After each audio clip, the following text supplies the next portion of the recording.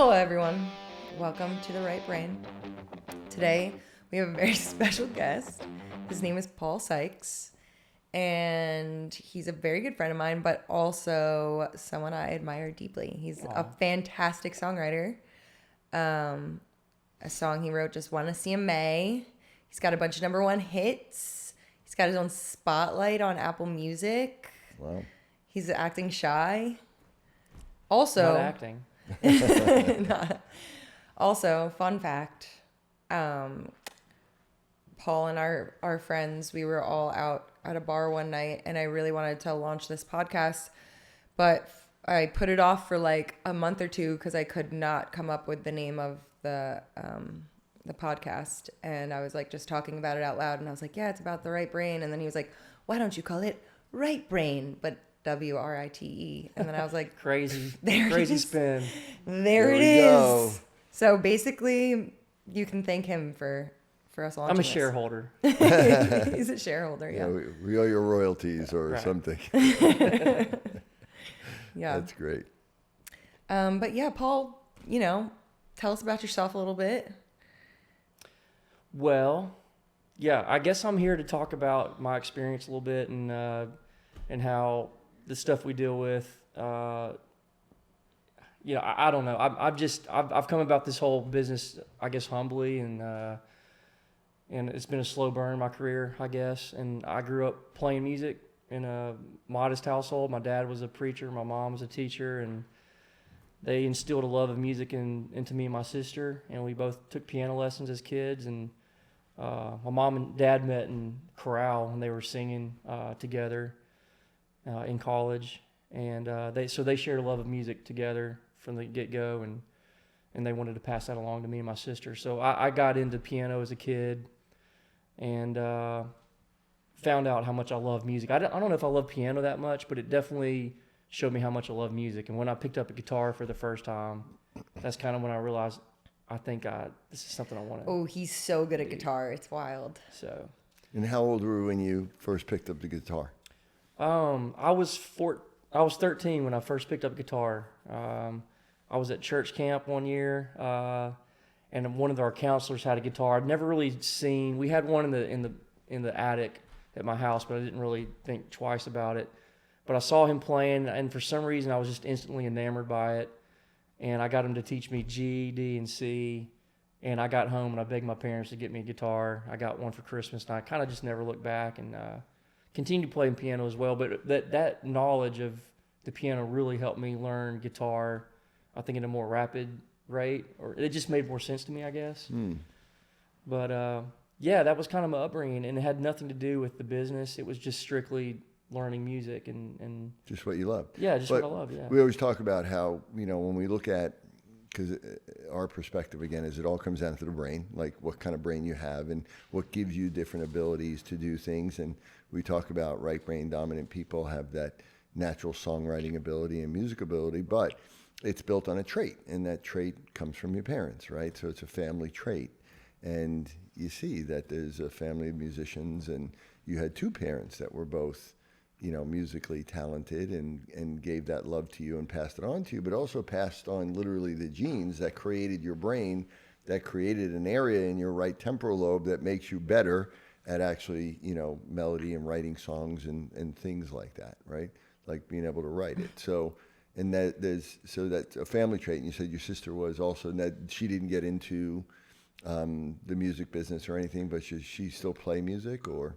Not a ton. So me and my sister are so different musically. Like, she's such a she's an accountant. She's such a data-driven person. She was a great sight reader. She was an all-state clarinet player. You give her sheet music, she can play all day long. I was more off the cuff. I'd say more creative, even though I think she's very, very creative in a lot of different ways, and even musically. But I was more by ear. I was more through feeling and just like wanting to create songs, and she was more give me the sheet music and I will play this perfectly. And so we're very different in that regard, but in how our brains work, because she's just very organized, like I said, almost type A with it, and just almost data-esque with it. And I just was much more loose. You just described the perfect right brain versus left brain personalities, right? And you can have two in the same family. I've even seen identical twins that one was more right brain dominant, the other was left brain dominant. But, you know, and it's also, again, a misconception when we say that the right brain is creative, because the left brain is creative as well, Sure. but in a different way.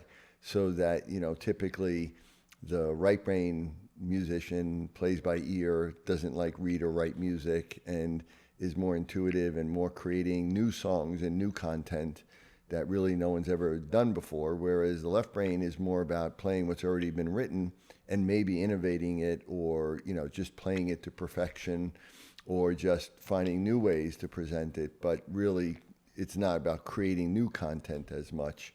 And it's, as you said, it's about writing music and reading music and playing it more from a left brain analytical perspective. And she's an accountant, which is Right. a very left brain job. Which really right? helps me out because I need that help. For sure. Yeah, I can't. I've never been good at reading music, and I said in one of our episodes, like, because I went to college for music, but I always felt so stupid because I couldn't read really any of it that well, or I also just didn't have any interest in doing that. Like, I was like, well, Right. I know how to play guitar and I know how to write lyrics. Why do I have to like study classical, even though it was cool? But I just found that not something that I was interested in. Yeah, there's like a million ways to do music, and if you're not a sight reader, who cares? It's okay. There's a millions way to express that art within you, and that was something I kind of might used to beat myself up about, is like, oh gosh, I can't do this or that. But I think during the journey you find what your strengths are, and we all have a thumbprint, you know. Like Ellis, you do things that no one else in the world can do, and if you realize that and own that, it gives you a lot of peace and confidence in the journey, and knowing that no one can do what you do. And that goes for me as well. Like, what are my strengths? What do I do that no one quite else does? And let that be what I can give to the world, you know? So what is that, Paul? Like, what would you say is your unique ability or talent in songwriting and music that you feel like you have as a gift, or that you've honed? How would you say that? Like, what is your skill that is like really your best? I just said that because it sounds good. I don't really know the answer. I could answer it for you. No, I mean, I can try. That Ellis, I don't know, but I think I mentioned this word to you earlier. I think I'm very adaptable in a room. I think I know how to. I think I'm good at relationships in a room. I think I've developed a cool style of playing the instrument that gives a cool perspective of finding something to create too. I've learned from some of the best lyricists in town that I look up to immensely. Some aspects of the craft I've had to work way harder at than others, and the ones that I had to work hard at, I've worked really hard to get proficient at. But I don't know. I think adaptability and being able to get out of my own space and from an empathetic standpoint, look at what's happening in the room and how I can best help that situation to create a better and creative atmosphere. And I think I'm good at that, just being comfortable in a room and adding my own musical taste. That, I don't know, from my influence of playing guitar, from the people I listen to, and trying to create my own style. I think I do that in a fairly unique way. So I don't know. That's one thing that comes to mind. But Paul's brain also, like, I always think about it when it comes to songwriting, because I just really admire just the way you even interact with people. It's so, like, you're one of the wittiest people I've ever met. And if I showed you our group text, we probably can't show our group text. There's a lot of things. Group text, yeah, cancellation. We'd all get in trouble for our group text, but no, just the way he like twists words, and like even with this, when I said the right brain, and then he like knew it was about songwriting and right away said this, and now it seems like an obvious thing, but it's not anything else. No one came up with it. It just like comes to his brain that way. Like, I feel like the second you hear a word, you're able to like find 5 different meanings for it and like twist it, and I think it's fascinating. But also, no, I'm just saying. But he's also incredibly, I think you're an incredibly empathetic person. And you know how to like put yourself in other people's shoes without judgment. And I think that's a very strong talent of yours. Thanks, Ellis. You're welcome. I will say this too. I remember growing up, my dad is very witty as well, in terms of just like, his is almost to a detriment though, because like, sometimes like, Dad, you got to listen to what I'm actually saying and stop trying to twist it just for fun. Like, No, my dad's a great listener too. But I grew up. My granddad was just a very whimsical, almost childlike guy. He loved like trinkets, and I remember he had like all these wordplay books. Wow. And so growing up, I was enamored by those as well, and I would read and just think like, whatever. As elementary as like bacon and eggs, and the eggs were excellent, things like that. As a kid, I thought that was hilarious, and I was enamored by these little books that had these little jokes in there, and so I think that kind of stuck with me. And my dad also has a love for twisting words and just wordplay. That kind of was part of our upbringing as well. And again, instilled by my grandfather. It's a very right brain thing, right? So when we look at the way we use words and communicate, the left brain is very literal. Meaning there's one meaning for a word, right? That's it, like the actual definition of the word. And people that are very left brain dominant tend to be very literal and take things literally, and they don't really understand alternate meanings very much. And if you look at most humor is often a play on words. And I think that's also, for me, the songs that I like, or writing or poems, is when they use turn of a phrase, and that's something that she has done always since she was a little girl. She always had that one, at the end of the song, she would kind of, twist it around and do an alternate meaning, and I always thought it was pretty amazing. But yeah, that's such, having metaphor, understanding humor, being able to read between the lines, being able to understand alternate meanings of words, and using them in different contexts. That's very right brain skill right there from a communication standpoint. So yeah, that's pretty cool. So when you first started writing songs, like what's your like earliest memory of just like sitting, because you were playing instruments and playing guitar, but do you have like a memory of like when you decided to start like writing words and why you did that?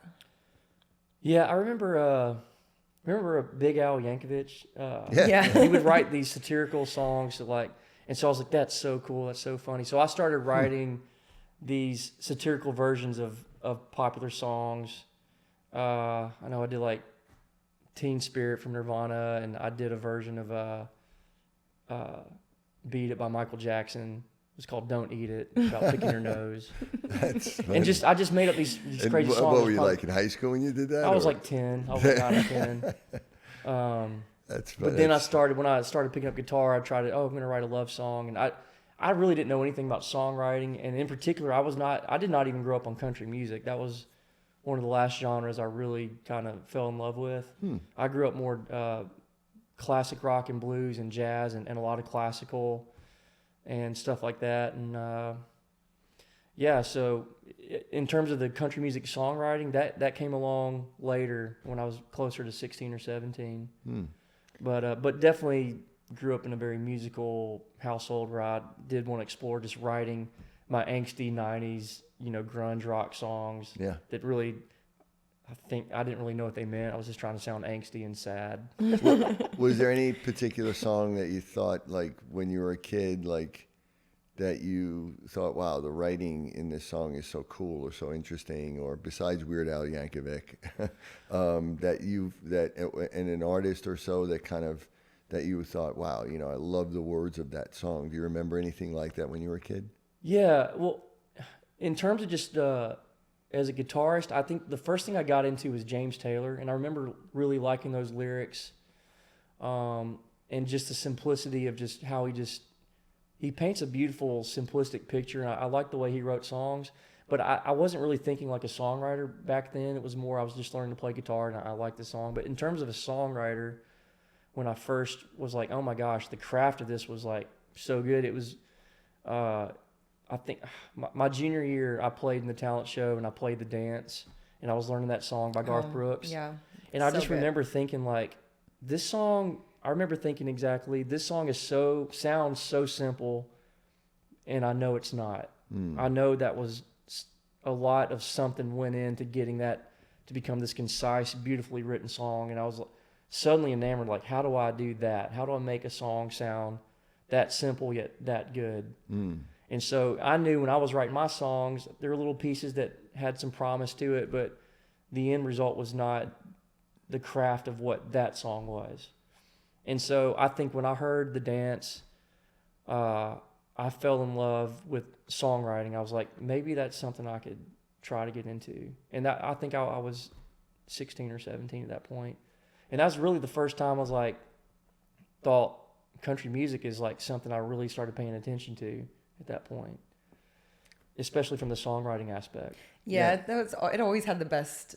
You showed me that growing up, because you were like, if you want to be a songwriter, you should listen to country music, because the deepest lyrics. Yeah, I remember Darius Rucker, when he got into country music. I remember seeing an interview with him, and they asked him, why country from where you were, with Hootie and the Blowfish. And he said, well, in mainstream pop music now, it's never about words, it's only about beats. And he's like, I'm not interested in doing that. I want to write a song with beautiful words. And the only place to do that anymore is country music.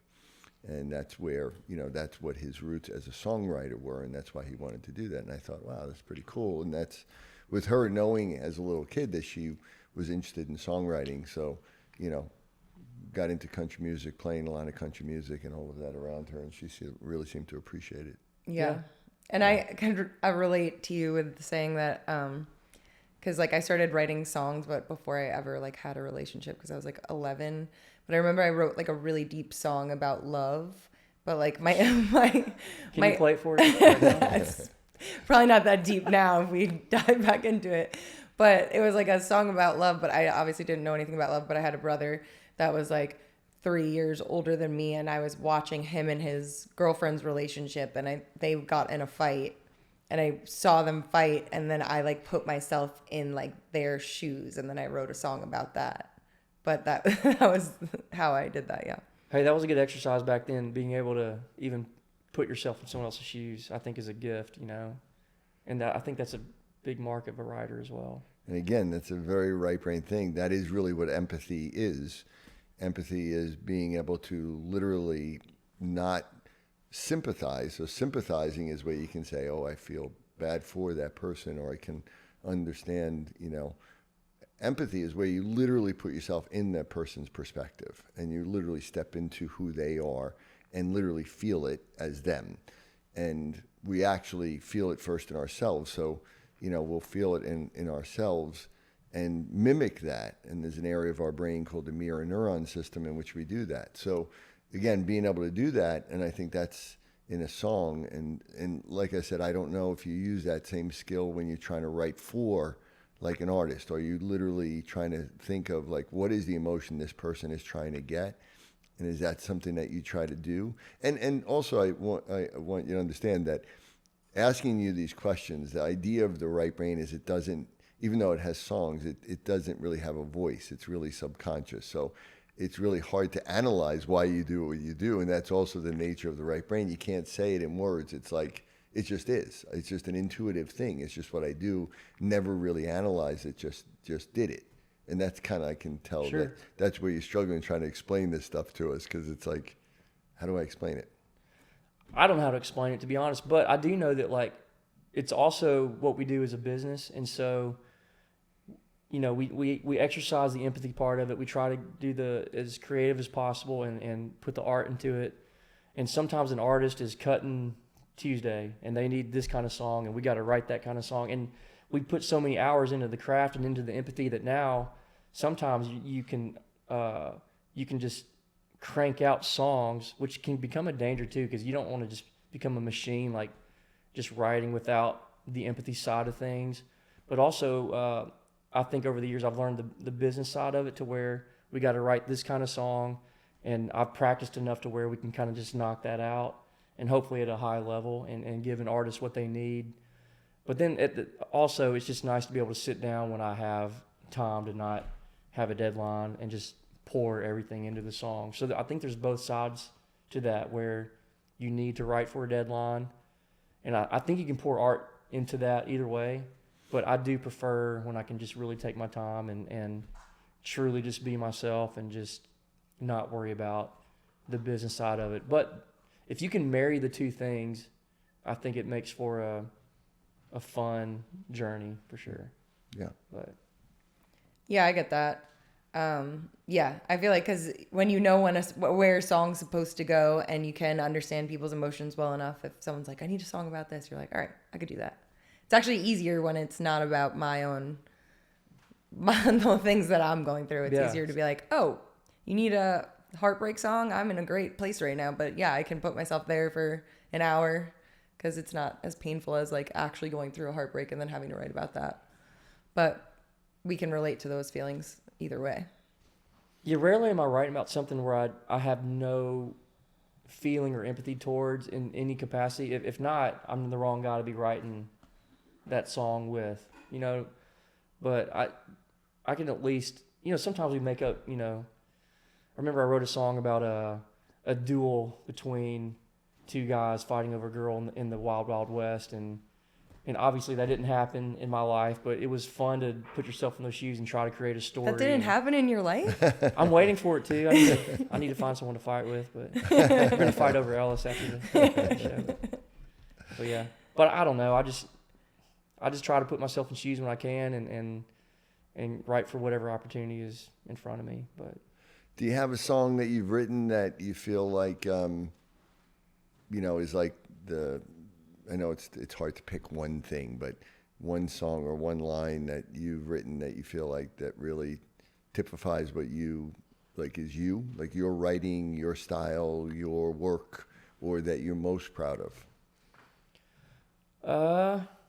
There is a song that I wrote a long time ago with Trent Jeffcoat and Tanya Stout back in 2009. It's called A Seed, and it's from the perspective of a seed and all the things that it can grow up to become and the potential of that. Like, it starts out as this tiny thing, and the line is basically, don't tell me that you're too small to do amazing things. I was just a seed.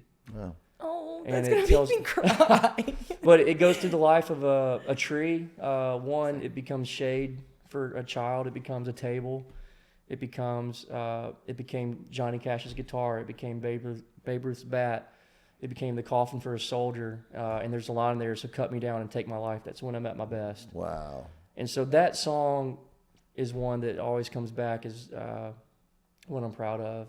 Wow. That I think has been a nucleus type song in my journey that I always kind of come back to. And I don't know if it'll ever get cut, but it's also always been a special one that people back home really love. And so that one came to mind for sure. Well, it sounds like the That's making me tear up like, right now. it sounds kind of like the Giving Tree. That's Yes, that yeah. book, which always And I love always, Shel Silverstein. Yeah, always made me cry as a kid. I would be reading it to my kids, and I always would cry. I couldn't. Yeah. I couldn't read that. My wife would read the book, and I'm like, I can't read it to them. I'm going to cry.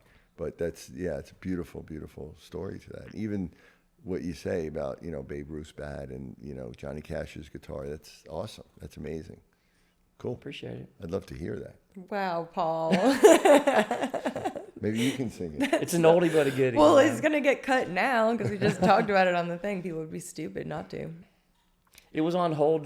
We thought we were going to get, Brad Paisley was going to cut it. He had just done, I think, Would I Get Where I'm Going, which is one of my favorite Brad Paisley songs. Yeah, me And too. I love that he was song. scheduled to record it that Monday. We got word he was going to cut it on Monday. And never heard. And it was the last song on the record, and we found out that it just didn't fit that record. And that was kind of the end of that song in terms of its commercial potential. So, you know, things like that. We go through these heartbreaks in this town, and I remember that being one of them. But the song has helped a lot of people that have personally heard it. And I know a lot of back home, I've got some friends that are teachers, and they use that song to teach their class, you know, different things about That's a tree. incredible. It's pretty cool to hear those stories as well. So, and to me, those things are more important than getting a song on a record. But So when things like that happen, like you know, because obviously this is geared towards creatives and like the ups and downs and how to handle all of that. So like when something like that happens, that's so exciting that you poured your heart into, and then you find out last minute that it's not happening. Like, how do you keep yourself positive? I think it's hard, especially back then, because I feel like I had so many near misses. I signed my first publishing deal in 2007, and right off the bat, I had a cut on, at the time, a really big band called Emerson Drive.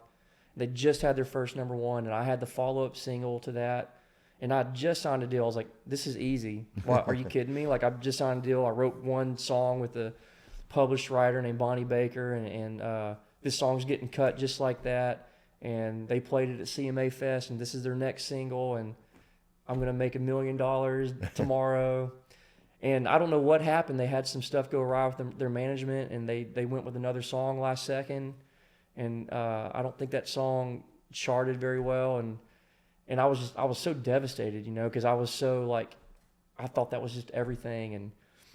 And so that was a quick lesson, like right off the bat, that it doesn't always line up the way you want. And I had to like really check myself to not go into a dark place with that, because that's tough news, especially when you're a young kid thinking that you're about to have this and the rug gets pulled out. And it was a good lesson early, that things don't always just pan out instantly. But I guess to better answer the question, I think, Ellis, that I have compartmentalized those moments, and I've really like outside of my own body looked at this whole process of like, I'm not accolades like that or getting the cut or whatever. Those aren't like I'm not after pinnacles. I'm just after, those are stepping stones. And if you enjoy the process of it and enjoy the process of creating, you can live with the setbacks. If those things, those pinnacles, those moments that you're trying to achieve are your identity, you're going to be sad, because they're hard to get and they don't come often. And if you hang on to those as if that's who you are, I think you're in for a journey that's not of peace, and won't allow you to be as creative, and won't allow you to be content. But if you can take the setbacks and be like, hey, I'm close, I'll get the next one, whether you do or not, I think it gives you a lot of peace in the journey. And that's kind of how I was able to all right, it's okay, just keep going, and this is about the process and not about the pinnacle. And so that's kind of how we've been talking before about how you were an athlete growing up, and that you played basketball and that you worked really hard at it. Do you feel like that gave you some of that, meaning the fact that you lose when you play a sport? You lose. For sure. And you got to get over it, right? You got to go right on and play another game. Get in the gym the next day. Yeah. And so that mentality, to feel like that helped you with that, you had a loss, and okay, let's pick it up, go back and do it again. But you're doing what you love, right? Just like if you're playing a sport, you love playing the sport. So, it's not like it's a horrible thing, but, it's terrible to lose. It's not. It's a good thing. But also, with what we do, we don't know how to stop doing it, even as beat down as we get sometimes in this business. Like, you kind of sit with that disappointment or whatever's going on, and you wake up the next day, and you're like, you pick up the pen, you pick up your guitar, and you just do it again, because you don't know what else to do. This is what we do. And so I think no matter what, unless, we just completely lose the passion for it, we'll be doing this till we die, and that's kind of the beauty of it. No matter what happens, we're going to create. And I think that is the essence of the whole thing. And it's not about whatever accolade you could achieve. And as a kid, we dream of having those things happen. The same thing of when you're in the yard swinging a bat, what's the scenario? It's 2 outs, bottom of the ninth, World Series. Well, we want the Grammy. We want the number one. We dream of that as kids, but that's not why we play, because that's going to rarely happen to anyone. Like, you're not going to win the World Series. That happens to very few people. So you just have to enjoy playing baseball. You have to enjoy doing whatever your trade is. We have to enjoy writing songs and getting to create with each other, getting to hang out and build relationships. And to me, that's what makes it all. That's what makes the setbacks palatable, I guess, and worth it. Yeah. Paul's a great example of how to be, just because I feel like so much of what we talk about on here is how much artists struggle mentally, and I feel like you're like such a good example for people to see that, because you're saying that you didn't do it for any of those things, but all those things ended up coming to you anyway, probably because you just maintained such a positive mindset the whole time. I don't know if it was positive the whole time, but I learned to make it such, because otherwise I was going to be sad. But I think once I just settled into like, all right, I'm here for this, and also just being happy for my friends that were winning, before me or whatever.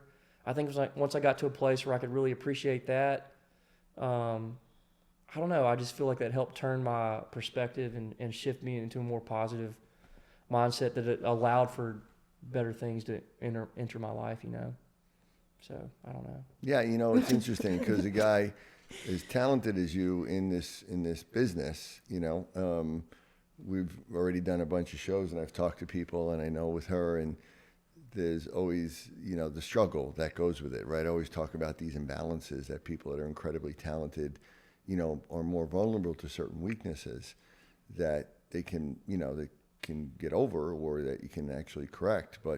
And it was going through your history and going back into your childhood, you didn't really seem to have any of those, which was really interesting because you said you didn't really have any, she said you have a balanced brain, but you really didn't have like a learning disability and you weren't dyslexic like a lot of people were, or, you said you did pretty well in school and everybody, you got along well and you really didn't seem to struggle a lot with anxiety or depression beyond what, what most people do. And so it seems like you really found a way to really keep yourself pretty grounded and balanced, which is rare in your personality style. Yeah, I don't know what to attribute that to. I know, like I mentioned, depression does run in my family a bit.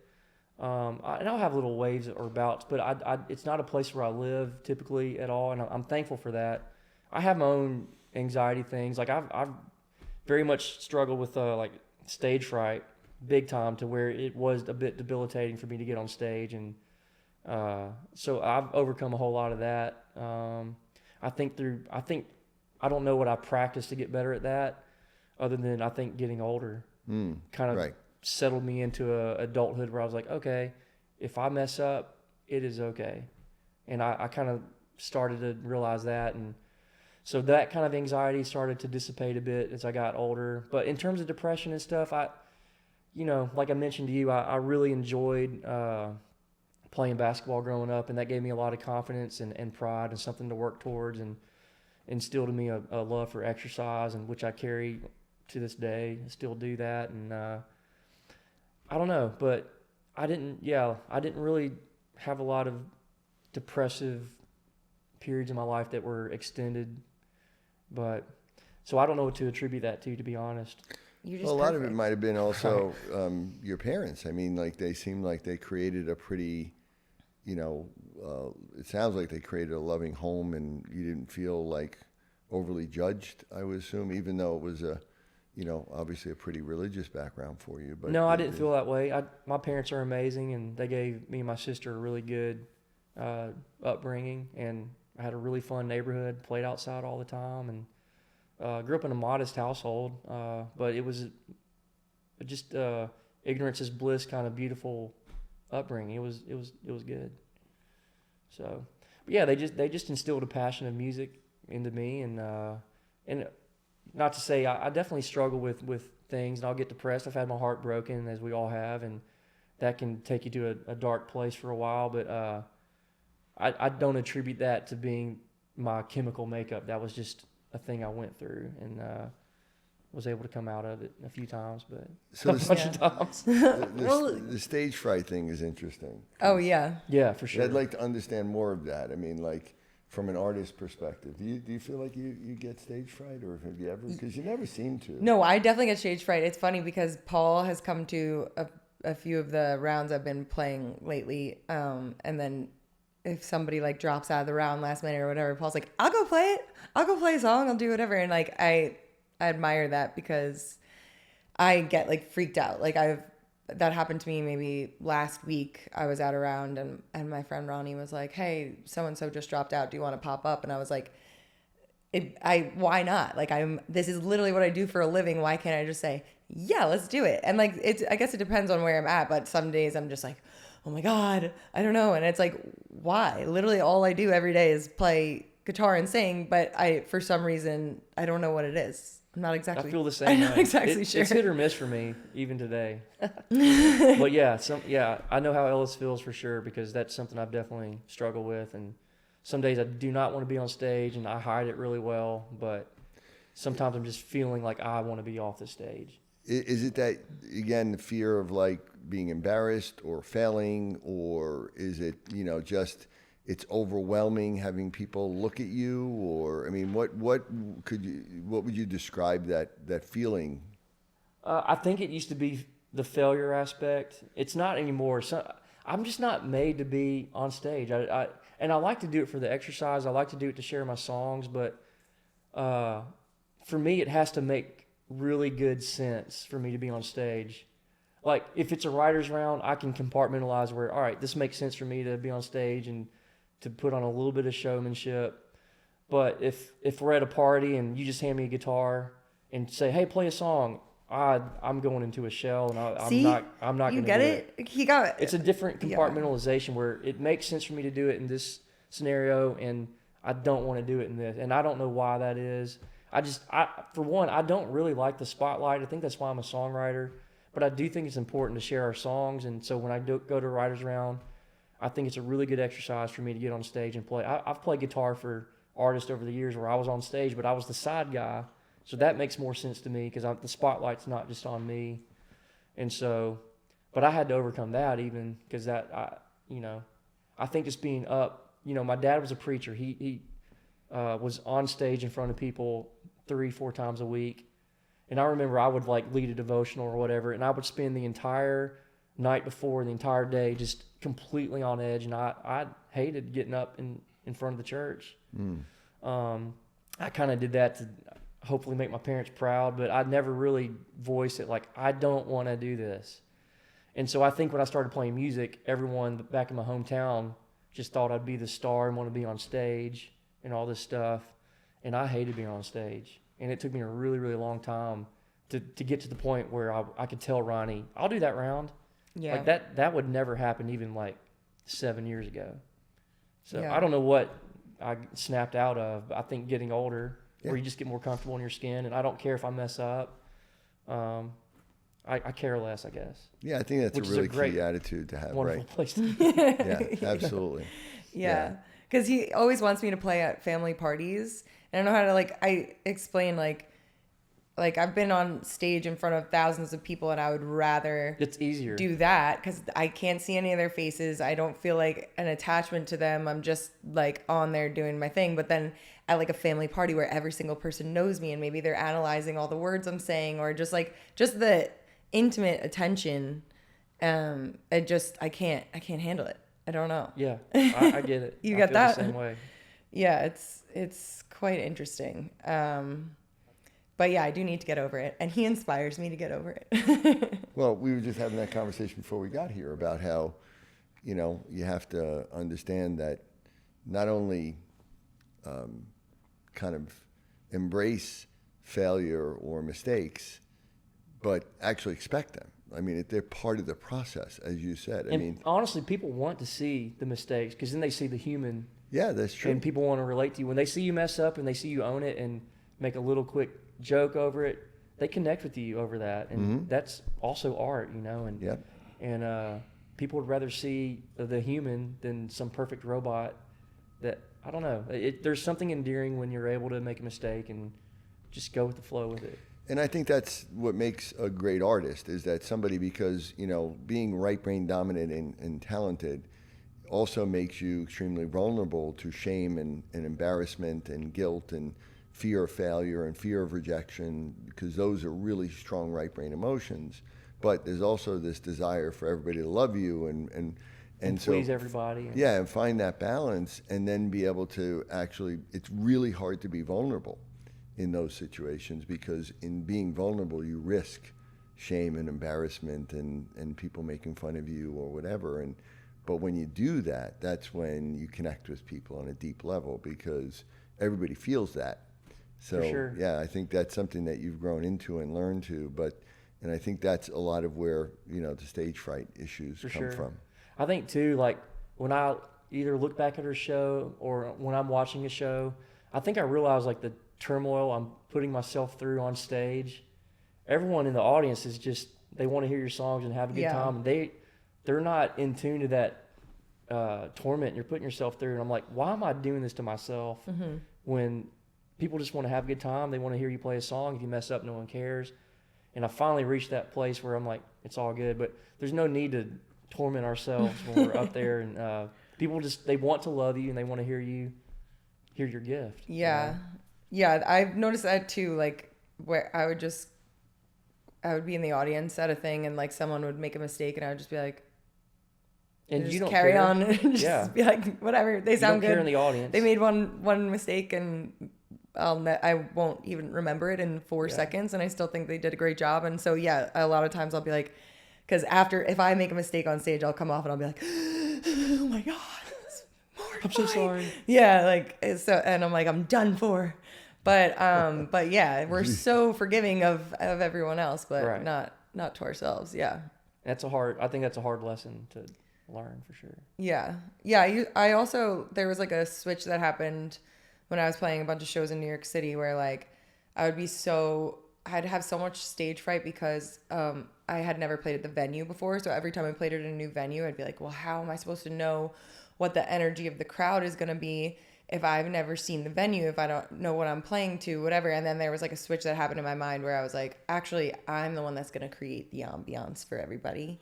And then they, and that's my job, is to bring that energy. It puts me in a less powerful position if I'm feeding off them rather than them feeding off what I'm bringing to the stage, I guess. But I don't know. Yeah, that's a very good mindset. Yeah. You own it. I owned it. You own it, Ellis. I tried. Yeah, but yeah, Paul is an incredibly positive person, and I think you always choose positivity, and I think it's a really good just example to all songwriters and creatives. I even broke up with someone recently because I was complaining to Paul about him, and he was like, I think so-and-so is a shackle to your soul. And it hit me so deep because I knew he meant it. And you could just see it. And I was like, yeah, what am I doing? I'm like doing this to myself. And yeah, so broke up with them. But that was because of you. Because you choose positivity. Another great line right there. Yeah, exactly. Line. He's songwriting all day long. I wasn't actually listening to Ellis. I was just trying to write a song. Shackled with the soul. 3/4 time. It's a waltz.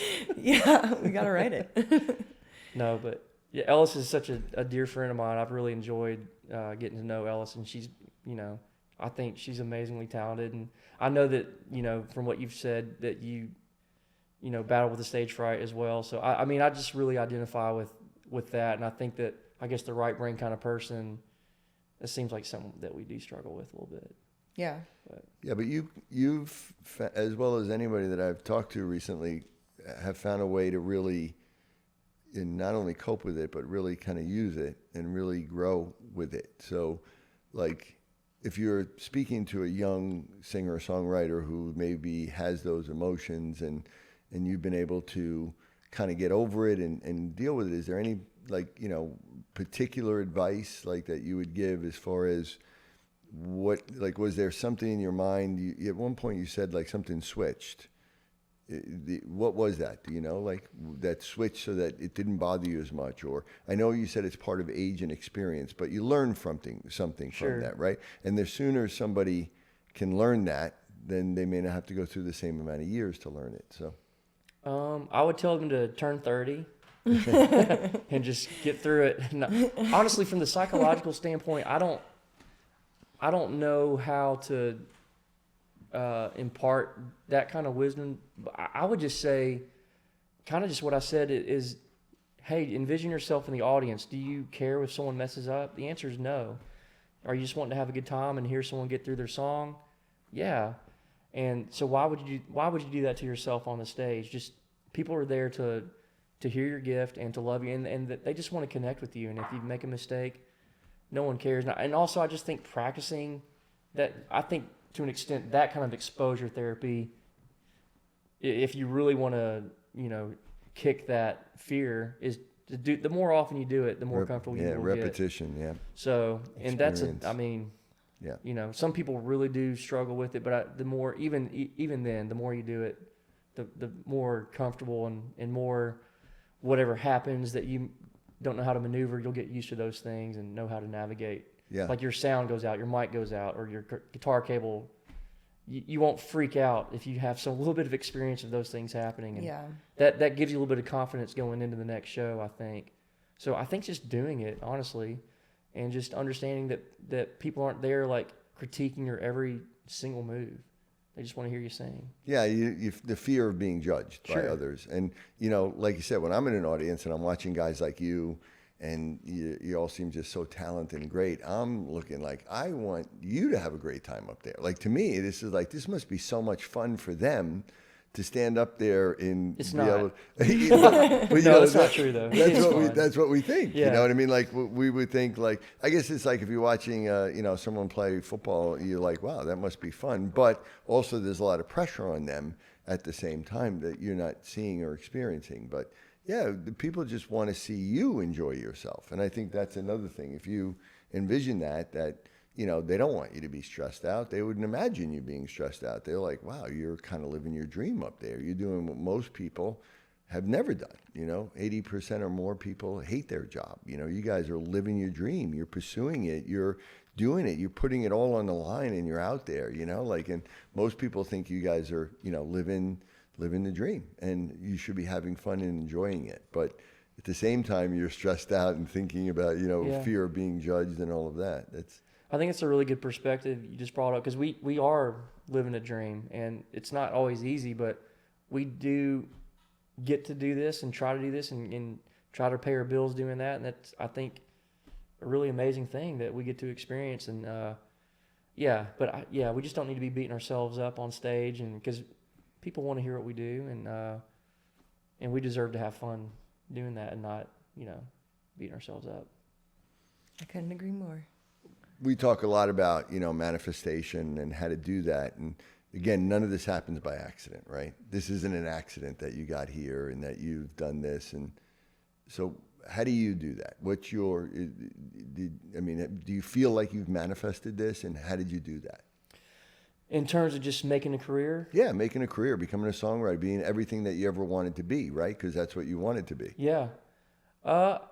I definitely, when I decided I wanted to do this, and I'm sure Ellis was the same way, and most songwriters, I think, implement this. There's no plan B. Like, I'm going to do this.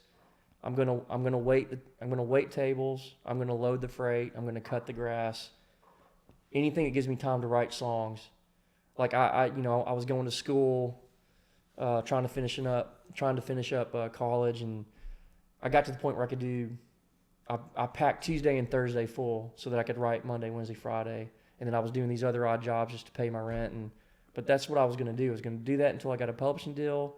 I was going to do those things until I could get my first check as a songwriter, and that's what I decided to do.